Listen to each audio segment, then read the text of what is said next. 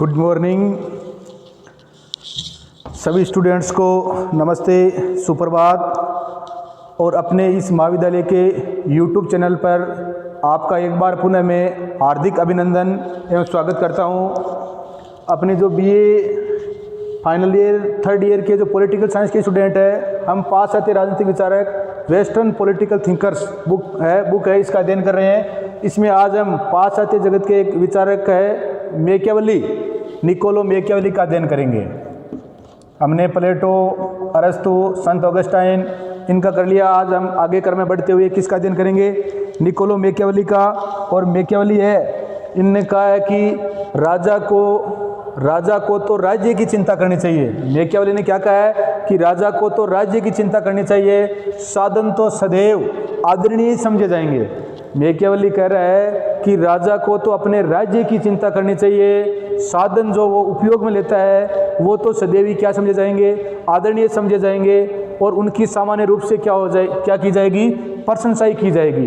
मतलब कहने का मतलब ये है कि निकोलो मैकियावेली ने राजा को कहा कि राजा में शेर जैसी वीरता और लोमड़ी जैसी चालाकी, राजा में क्या शेर जैसी बहादुरी और लोमड़ी जैसी क्या होनी चाहिए? चालाकी होनी चाहिए। कहने का मतलब यहाँ पे यही है कि राजा को तो राज्य की चिंता करनी चाहिए, साधन तो सदैव आदरणीय समझे जाएंगे और उनकी सामान्य रूप से क्या की जाएगी? प्रशंसा की जाएगी। तो निकोलो मैकियावेली कहता है कि राजा में शेर जैसी बहादुरी और लोमड़ी जैसी क्या होनी चाहिए? चालाकी। इसका क्या होना चाहिए? मिश्रित रूप होना चाहिए। निकोलो मैकियावेली है, इनको युग का शिशु कहते हैं। क्या कहते हैं? अपने युग का शिशु कहते हैं। और किसने कहा था? डनिंग ने कहा था। किसने कहा था? डनिंग ने कहा था। डनिंग नामक एक राजनीतिक विचारक है जिसने मैकियावेली को अपने युग का क्या कहा था? शिशु कहा था। और मैकियावेली को पुनर्जागरण का क्या कहते हैं? प्रतिनिधि भी कहते हैं। मैकियावेली को पुनर्जागरण का क्या कहते हैं? प्रतिनिधि भी कहते हैं। इन बातों का हमारे को ध्यान रखना है। निकोलो मैकियावेली है, इनका जन्म है वो 3 मई 1469 को इटली के फ्लोरेंस नामक नगर में हुआ था। इन सारी बातों का ध्यान रखना है। तो 15वीं शताब्दी में, जो 15वीं शताब्दी है उसमें मैकियावेली है, इसका क्या हुआ था? जन्म हुआ था। इस बात का ध्यान रखना है। निकोलो मैकियावेली को अपने युग का शिशु कौन कहता है? डनिंग कहता है। पुनर्जागरण का प्रतिनिधि है ये, क्योंकि इसके मैकियावेली के बाद में ही वापस क्या हुआ था? समाज में विभिन्न प्रकार की जो कुरीतियां उनका क्या हुआ था? कुरीतियां उनको मिटाया गया था और वापस समाज का क्या हुआ था? जागृत समाज है वापस जगा था। मैकियावेली ने कहा है कि राजा को तो राज्य की चिंता करनी चाहिए, साधन तो सदैव आदरणीय समझे जाएंगे। साधन चाहे किसी प्रकार उपयोग करे, उसको तो अपने राज्य की क्या करनी है? चिंता करनी है। और उनकी सामान्य रूप से साधन जो भी वो उपयोग में लेगा उसकी सामान्य रूप से क्या होगी? प्रशंसा होगी। मैकियावेली का जन्म 3 मई 1469 को 15वीं शताब्दी में इटली के फ्लोरेंस नगर में हुई थी। और इसे अपने युग का शिशु कौन कहता है? डनिंग कहता है। और पुनर्जागरण का क्या कहा जाता है? इसको प्रतिनिधि भी कहा जाता है।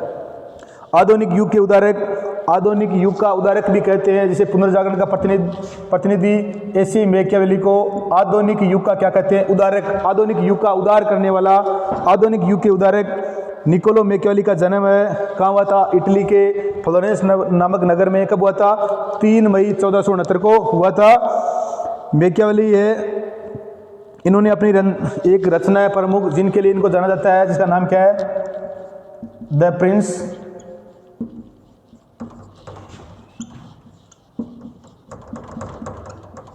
मैकियावेली की प्रमुख रचना का नाम क्या है? The Prince.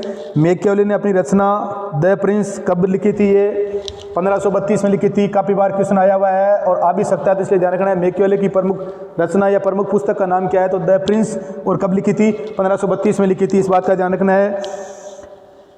मैकियावेली ने अपनी रचना द प्रिंस 1532 में फ्लोरेंस का शासक लॉरेंस डी मेडिसी, फ्लोरेंस का शासक था, फ्लोरेंस का राजा, क्योंकि फ्लोरेंस नगर में ही मैकियावेली का क्या हुआ था? जन्म हुआ था। तो फ्लोरेंस के शासक का नाम क्या था?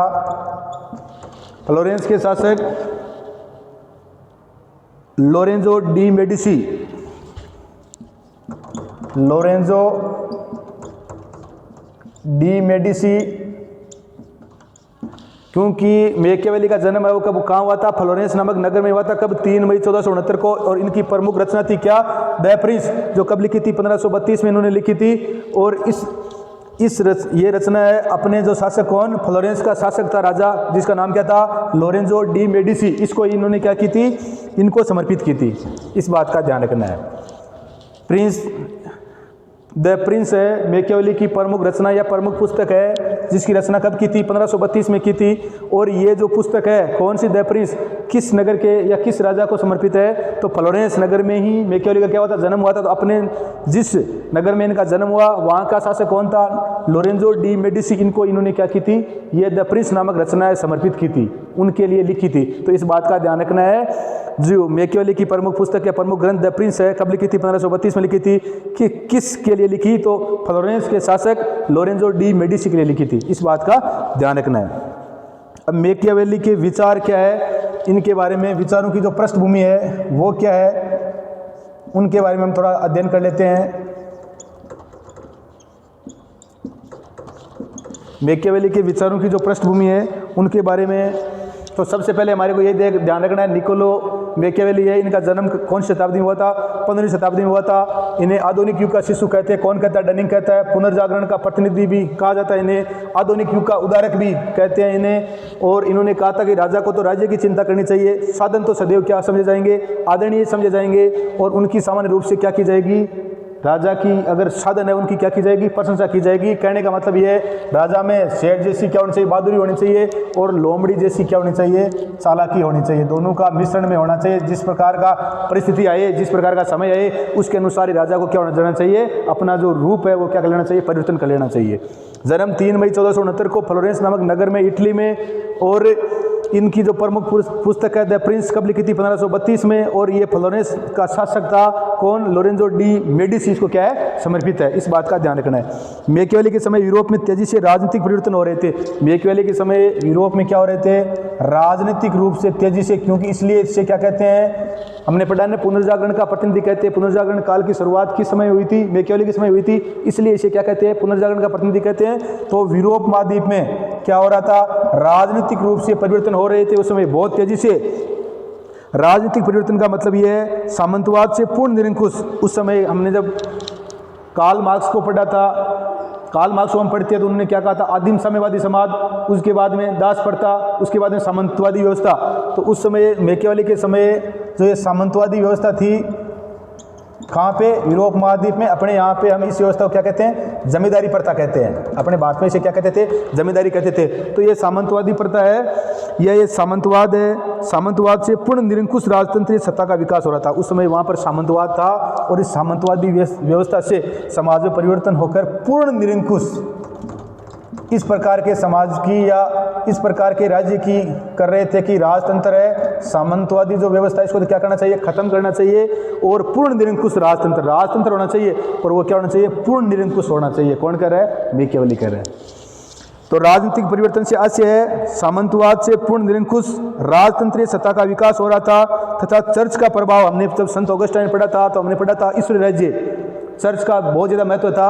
अब यहाँ पर पूर्ण राजतंत्र की क्या हो रही थी, स्थापना हो रही थी। और चर्च का महत्व, जो धर्म का जो ईसाई धर्म है, इसका महत्व क्या हो रहा था, घट रहा था।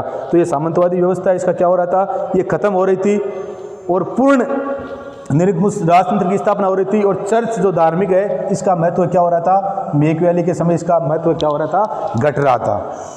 चर्च का प्रभाव निरंतर कम हो रहा था, एवं एक नए वाणिज्यिक वर्ग का उदय, और एक नया जो वाणिज्यिक मतलब उद्योग धंधों की, पुनर्जागरण का मतलब क्या, उस समय क्या है, विभिन्न प्रकार के जो उद्योग धंधे हैं, वाणिज्य का मतलब यही है, विभिन्न प्रकार के कल कारखाने, इनका क्या हो रहा था, विकास हो रहा था, इनका उदय हो रहा था। तो ये किस समय का बात कर रहा है, यूरोप की बात कर रहा है।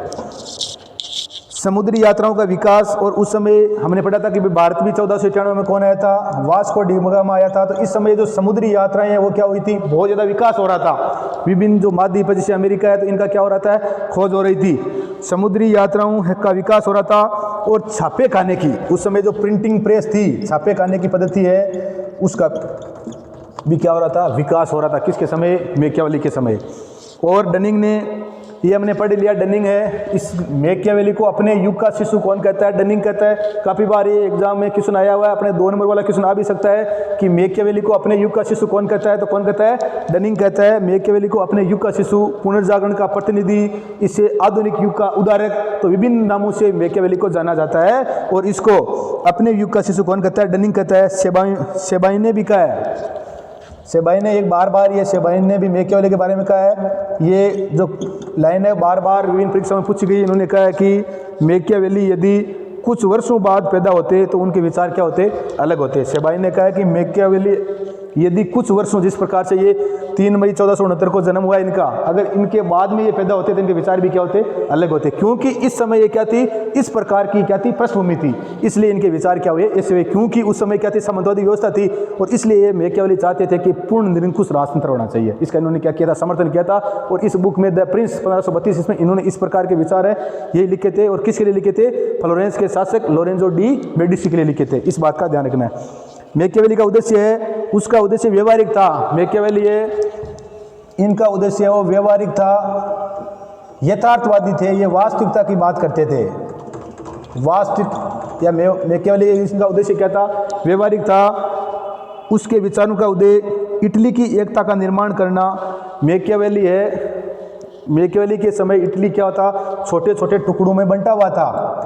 इटली है, छोटे छोटे टुकड़ों में बंटा हुआ था। और मैकियावेली ऐसा चाहते थे कि एक शक्तिशाली राज्य का निर्माण हो। किसका? इटली का। और सारे इटली का क्या हो? एकीकरण हो। इटली का क्या हो? एकीकरण हो। मैकियावेली ऐसा ही चाहते थे। तो मैकियावेली है, इटली की एकता का निर्माण करना तथा इटली को शक्तिशाली बनाना। इसलिए इन्होंने क्या है? पूर्ण निरंकुश की बात की है। अपनी जो द प्रिंस बुक है इसमें पूर्ण निरंकुश की बात क्यों की है? कि जो इटली छोटे छोटे टुकड़ों में बंटा हुआ है, वो इटली है, उसकी शक्ति है वो क्या हो गई? कम हो गई। इसलिए इटली का क्या होना चाहिए? एकीकरण होना चाहिए। और इटली क्या होना चाहिए? यूरोप महाद्वीप का सबसे शक्तिशाली देश होना चाहिए। कौन कहता है? मैकियावेली कह रहे हैं। इसलिए मैकियावेली ने शासन कला पर अपने विचार दिए। और इसीलिए मैकियावेली ने जो शासन कला नामक एक बुक लिखी थी, इन्होंने अपनी बुक लिखी थी।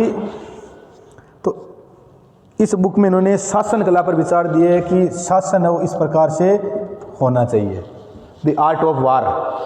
तो इन बातों का हमारे को ध्यान रखना है। मैकियावेली की विचार है, इन मैकियावेली के विचारों की विशेषता क्या है?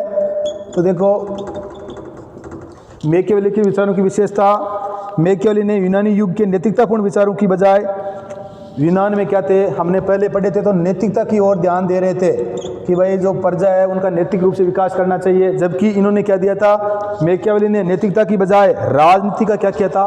राजनीतिकता की जगह इन्होंने अपने जो ये शासन कला नामक बुक है या शासन कला पर विचार लिखे थे, इसमें उन्होंने लिखा था राजनीति का यथार्थ